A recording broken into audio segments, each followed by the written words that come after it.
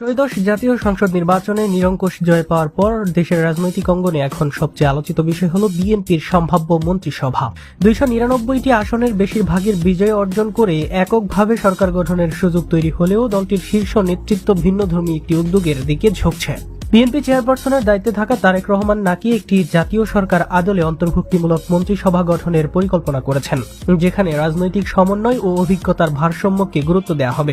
দেশ রূপান্তর দলীয় সূত্র এর বরাত দিয়ে বলেছে, সম্ভাব্য মন্ত্রিসভার কাঠামো, সদস্য সংখ্যা ও দায়িত্ব বণ্টন নিয়ে বিস্তারিত পর্যালোচনা চলছে। প্রবীণ রাজনীতিকদের অভিজ্ঞতার পাশাপাশি তরুণ নেতৃত্বকে সামনে আনার বিষয়েও বিশেষ গুরুত্ব দেওয়া হচ্ছে। এদিকে ক্রীড়াঙ্গন নিয়েও বড় ধরনের পরিকল্পনার ইঙ্গিত মিলেছে। বিএনপি নেতৃত্ব মনে করছে, দেশের খেলাধুলার মান উন্নয়নে মাঠে থেকে উঠে আসা অভিজ্ঞ ব্যক্তিদের প্রশাসনিক দায়িত্বে আনা প্রয়োজন। টেকনোক্র্যাট কোটায় যুব ও ক্রীড়া মন্ত্রণালয়ের সাবেক তারকা খেলোয়াড়দের অন্তর্ভুক্ত করার আলোচনা এগিয়েছে।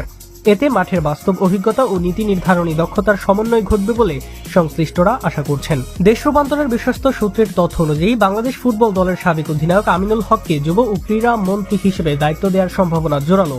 পাশাপাশি এই মন্ত্রণালয়ের প্রতিমন্ত্রী হিসেবে জাতীয় ক্রিকেট দলের সাবেক অধিনায়ক তামিম ইকবালকে আনার পরিকল্পনাও প্রায় চূড়ান্ত পর্যায়ে রয়েছে। সব মিলিয়ে নতুন সরকার গঠনের প্রক্রিয়ায় রাজনৈতিক অন্তর্ভুক্তি ও পেশাগত দক্ষতার সমন্বয় ঘটিয়ে একটি কার্যকর ও সময়োপযোগী মন্ত্রিসভা গঠনের দিকেই বিএনপি এগুচ্ছে বলে রাজনৈতিক মহলে ধারণা করছেন।